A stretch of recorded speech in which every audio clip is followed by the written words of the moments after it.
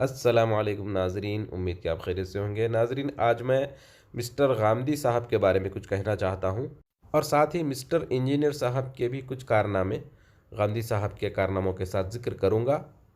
بہت ہی مفید معلومات آپ کو حاصل ہوں گی، بشرطے کہ آپ مکمل ویڈیو دیکھیں۔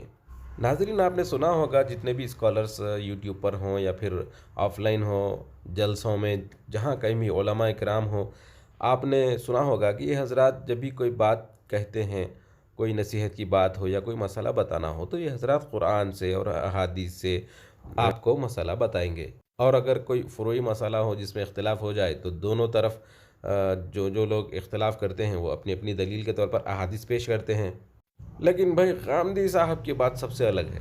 کچھ بھی بولو، انجینئر مرزا صاحب تو غامدی صاحب سے 10 ہاتھ پیچھے ہیں، کیونکہ جو بات غامدی صاحب میں ہے نا، وہ کسی میں نہیں ہے۔ سب سے ہٹ کر، انجینئر مرزا سے بھی ہٹ کر، کیونکہ 9 سال سے بیان کرتے کرتے انجینئر مرزا کو خود بھی کئی حدیثیں یاد ہو گئی زبانی۔ من کنت مولاہ فعلی مولاہ، علی سے محبت نہیں رکھے گا مگر مومن، علی سے بغض نہیں رکھے گا مگر منافق، اور باغی جماعت حضرت عمار کو قتل کرے گی، بنو امیہ ایسے، بنو امیہ ویسے، یہ صحابی ہے وہ صحابی نہیں ہے، یہ کم ہے وہ زیادہ ہیں، یہ حق پر تھے وہ حق پر نہیں تھے، وغیرہ وغیرہ وغیرہ، رضی اللہ عنہم اجمعین۔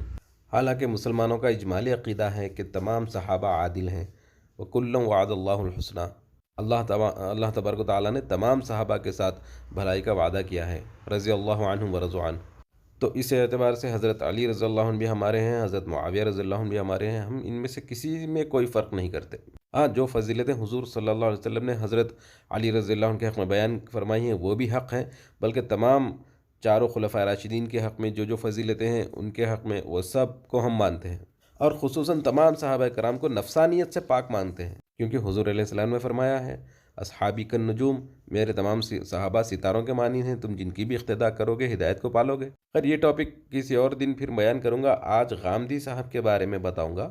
غامدی صاحب کا سب سے بڑا کارنامہ یہ ہے کہ یہ صاحب صحیح حدیث کو دلیل ہی نہیں مانتے، اور اس پر دلچسپ بات یہ ہے کہ انجینئر مرزا نے غامدی صاحب کے ہاتھ عقیدت کے مارے چوم لیے ہیں، کیونکہ مسٹر غامدی نے احادیث کا انکار کر کے وہ گل کھلائے ہیں کہ آنے والے دور میں ان کے حساب سے نہ امام مہدی آنے والے ہیں، نہ حضرت عیسیٰ نازل ہونے والے ہیں، نہ دجال نکلنے والا ہے۔ تو یہ ان کا سب سے بڑا کارنامہ ہے۔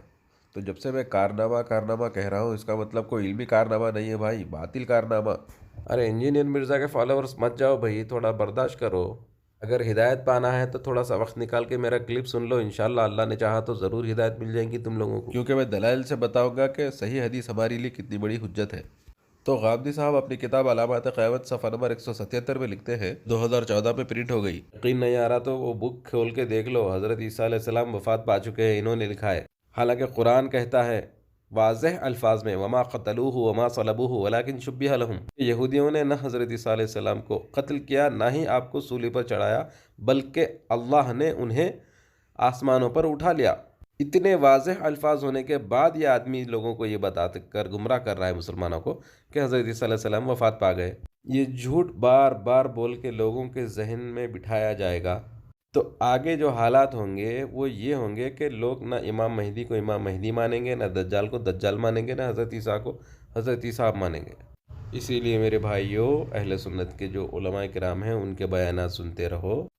منکرین حدیث کے بیانات سنو گے تو آگے گمراہیاں بہت اندھیری ہیں، گمراہی کو گمراہی کے طور پر پہچاننا بھی مشکل ہو جائے گا۔ دوسری بات میں اپنے ناظرین کو بتانا چاہتا ہوں کہ دیکھیے بھائی، ہم اہل سنت والجماعت سے ہیں، اور ہمارا عقیدہ ہے کہ اللہ تبارک و تعالیٰ کے سوا کوئی عبادت کے لائق نہیں، اور حضور صلی اللہ علیہ وسلم اللہ کے بندے ہیں، اس کے رسول ہیں، اور خاتم النبیین ہیں، یعنی نبیوں کا سلسلہ آپ پر ختم ہے، آپ کے بعد کوئی نبی نہیں آنے والے ہیں، نہ شرعی نبی، نہ غیر شرعی نبی، نہ امتی نبی۔ یہ ہم اہل سنت والجماعت مسلمانوں کا اجمالی عقیدہ ہے۔ اب مسٹر غامدی کہتے ہیں کہ کسی کو بھی کافر کہنے کا کسی مسلمان کو حق نہیں ہے۔ یہ بات جاننا ہے تو ان کا ایک اشراق نام سے ایک ماہنامہ ہے ان کا، اکتوبر 2008 میں پرنٹ ہو گیا، اس میں انہوں نے یہ بات لکھی ہے۔ اور اپنے لیکچرز میں ایک بلنڈر یہ بھی چھوڑے ہوئے ہیں صاحب کہ کہتے ہیں کہ حدیث سے دین میں کسی عمل یا عقیدے کا اضافہ نہیں ہو سکتا، مطلب ہے کہ صرف قرآنی احکام کو مانا جائے گا، اور دین میں کچھ کوئی عمل ہو یا کوئی عقیدہ ہو تو وہ حدیث سے نہیں لیا جائے گا۔ ان کی میزان نامی کتاب ہے، میزان، صفحہ نمبر 15 میں دیکھ سکتے ہیں آپ۔ اور ایک بڑا بلنڈر سنیے ان کا، کہتے ہیں کہ یہود و نصارہ کے لیے نبی کریم صلی اللہ علیہ وسلم پر ایمان لانا ضروری نہیں ہے، اس کے بغیر بھی ان کی بخشش ہو جائے گی۔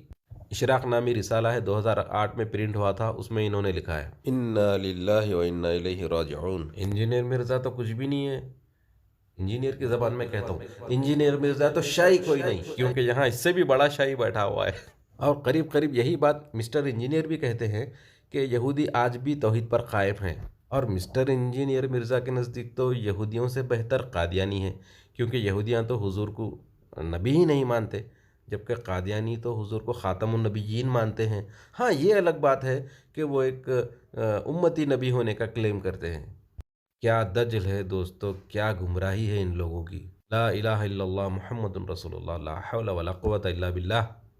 نقل کفر، کفر نباشت۔ کہ آپ کے ساتھ جو قادیانی ہے، جو نبی علیہ السلام کو آخری نبی مانتے ہیں لیکن ساتھ امتی نبی کلیم کرتے ہیں، کیا یہ یہود و نصارہ سے بدتر ہے؟ یہود و نصارہ تو آپ کے نبی علیہ السلام کو، میرے نبی علیہ السلام کو سرے سے پیغمبر نہیں مانتے، بلکہ تو نعوذ باللہ جھوٹا کہتے ہیں۔ یہ نبی علیہ السلام کو مان رہے ہیں، ان کو آپ ان سے بدتر تو نا۔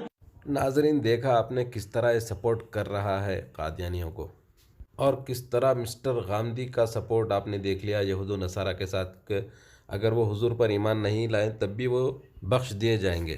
ناظرین پچھلی کلپ میں ایک حدیث شریف میں نے آپ کو بتائی ہے، جس میں یہ فرمایا ہے حضور صلی اللہ علیہ وسلم نے کہ قرب قیامت ایسے دجال اور کذاب آئیں گے جو ایسی باتیں بتائیں گے تمہیں جو نہ تم نے سنی ہوں گی نہ تمہارے باپ داداؤں نے سنی ہوں گی، تو تم ان سے بچ کر رہنا کہ وہ تمہیں گمراہ نہ کر دیں اور کسی فتنے میں نہ ڈال دیں۔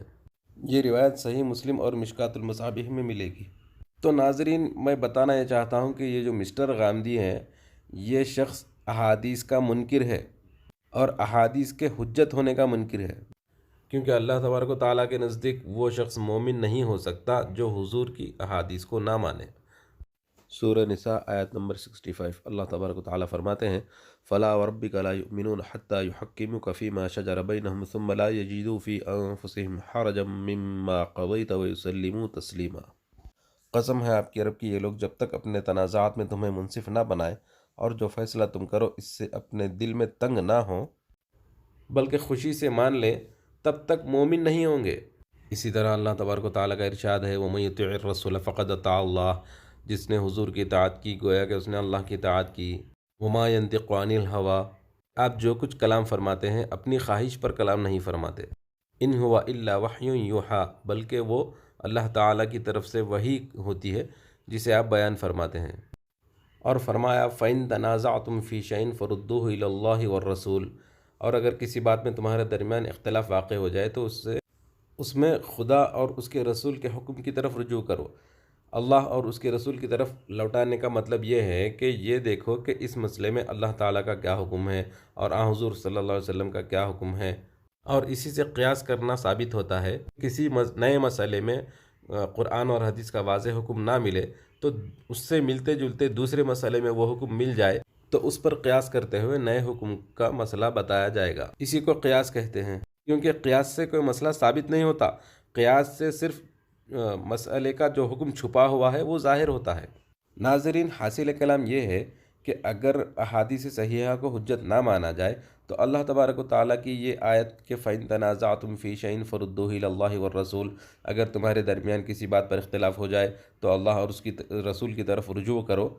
رجوع کرنا ناممکن ہو جائے گا، اسی لیے احادیث صحیحہ کو حجت مانے بغیر نہ کوئی مسئلہ ثابت کر سکتے ہیں نہ ہی دین پر مکمل عمل کر سکتے ہیں۔ نماز ہی کو لے لیجئے، نماز کی رکعتیں ہیں، نماز کے اوقات ہیں، سجدہ ہے، قیام ہے، یہ ساری چیزیں کہاں سے ملی ہمیں؟ احادیث ہی سے تو ملی۔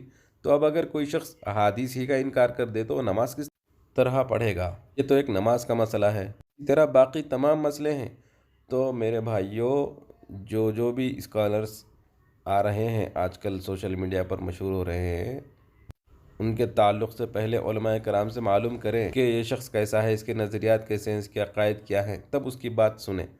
ایسا نہ ہو کہ آپ گمراہوں کی بات سن کر خود بھی گمراہ ہو جائے۔ اللہ تبارک و تعالی ہم سب کی حفاظت فرمائے۔ السلام علیکم ورحمۃ اللہ وبرکاتہ۔ اسلام کے غمخوار ہے علماء دیوبند، آقا کے وفادار